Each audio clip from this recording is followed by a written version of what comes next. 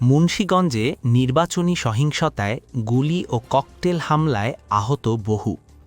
মুন্সিগঞ্জে ভোটের মাঠে রক্তপাত, স্বতন্ত্র প্রার্থীর সমর্থকদের ওপর সশস্ত্র হামলা ও ককটেল বিস্ফোরণ। মুন্সিগঞ্জ সদর উপজেলার মোল্লাকান্দি ইউনিয়নে ভয়াবহ নির্বাচনী সহিংসতা ঘটেছে। শনিবার দুপুরে বেহেরকান্দি ও মুন্সিকান্দি গ্রামে স্বতন্ত্র প্রার্থী মোহাম্মদ মহিউদ্দিনের ফুটবল প্রতীকের সমর্থকদের ওপর হামলা চালানো হয়। এই ঘটনায় দুজন গুলিবিদ্ধ সহ আহত হয়েছেন বেশ কয়েকজন। গুলিবিদ্ধরা হলেন নজরুল সরকার, বয়স ৬৫, এবং রিজন, বয়স ৩০।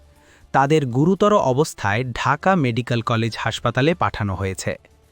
পুলিশ ও স্থানীয়দের দাবি, দীর্ঘদিনের রাজনৈতিক আধিপত্যের বিরোধ থেকেই এই হামলা। ভোট চাইতে যাওয়ার সময় ককটেল ও আগ্নেয়াস্ত্র নিয়ে হামলা চালানো হয়। ঘটনার পর পুরো ইউনিয়নে ছড়িয়ে পড়ে আতঙ্ক ও উত্তেজনা। সাধারণ মানুষ নিরাপত্তাহীনতায় ভুগছেন। মুন্সিগঞ্জ সদর থানার ওসি জানান, বর্তমানে পরিস্থিতি নিয়ন্ত্রণে রয়েছে। নির্বাচনের আগে সহিংসতায় উদ্বেগ বাড়ছে। আরও আপডেট পেতে আমাদের চ্যানেলটি সাবস্ক্রাইব করুন। Subscribe now for daily news and updates.